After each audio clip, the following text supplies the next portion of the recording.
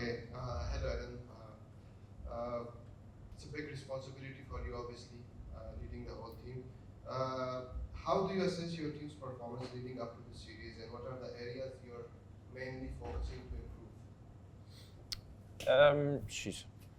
Yeah, we feel like we're in a good space as a team. I don't think we have to repeat ourselves in saying we're a team that's growing at the moment and exposing guys to the next level, which is fantastic. So that's where we're at the moment. But the feeling I get amongst the team is that everyone's in a really good place and really excited about the series that's ahead for us. Not just this ODI series, but we have one soon against Ireland as well. So a nice little period for us to play one-day cricket building up to Champions Trophy next year. So ultimately, we had to grow the squad, grow players, but still having said that, we still had to win games, cricket for South Africa against a tough opposition in their home conditions. So we've got no doubt there's going to be a really big challenge for us, but that being said, that also excites us and once again, a fantastic opportunity for us as a full squad.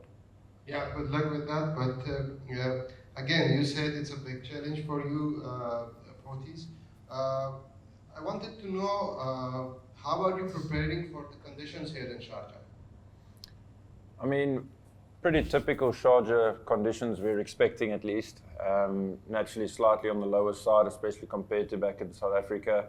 Might be a bit slower as well and might take a little bit of turn. So we've addressed that in our meetings building up to this game and going into the series. And each player will have their individual plans in place to try and deal with that. But that's sort of what we're expecting on the day. As you know how it goes, you still have to assess, work out what's going to be best for the team and commit to that as a team. So yeah, expecting the usual Sharjah conditions, but having said that, still have to be smart enough to assess on what's given to us on the day. Okay, good. Given the recent meeting between you and the Afghanistan cricket team in the World Cup T20, are you looking or focusing into some special areas where you could expect the same result against the same team, since you're playing against the same team? And we witnessed a great game between the two teams in the recent World Cup. So are you expecting the same result? You're looking into some major developments or some major changes against the same team? I think if you look at both the countries, it's the same countries, but the makeup of both teams is quite different to the World Cup. So that makes it different. Obviously, the format makes it different as well. But ultimately, we'd love the same result. But in 50-over cricket, you've got to work really hard to get a positive result. So we're well aware of that, like I've mentioned, against a really good opposition in their conditions. So by no means going to be easy. But for us as a fresher squad, a slightly newer squad, it's a really exciting challenge for us. Okay, yeah, good luck with that.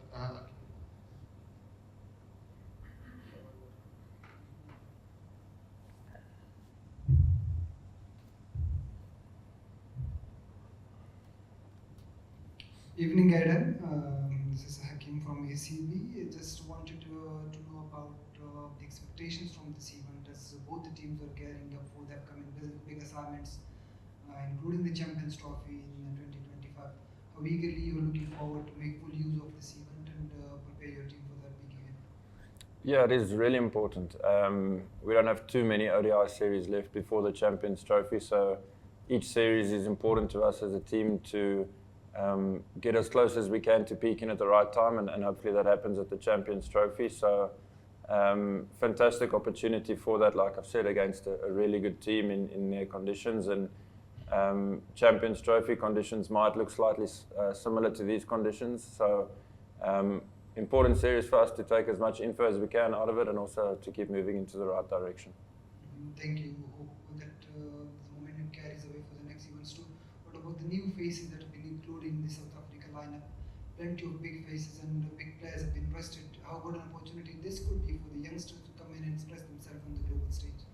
Yeah, it's huge for them. It's huge for us as a white ball squad in general as well to expose guys to this level of cricket.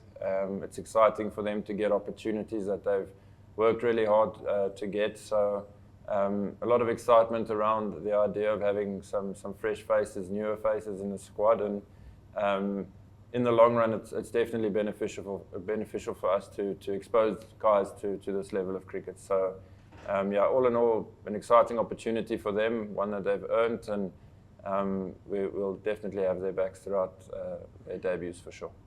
And finally, an update on the Timbers fitness will he be available for the second team?